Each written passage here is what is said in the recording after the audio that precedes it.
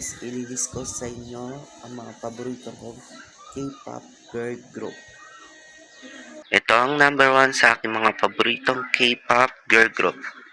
Ang girl group na Twice. Ito ang aking mga bias sa Twice. Si Nayeon, Jihyo, and Chewie. Ang number 2 naman dyan ay ang girl group na Blackpink.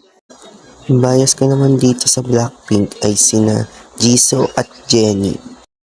Ang number 3 sa akin list ay ang Red Velvet. Ang bias ko naman dyan ay sina Irene, Joy at Yeri. Yan muna ang aking list sa mga paboritong K-pop girl group.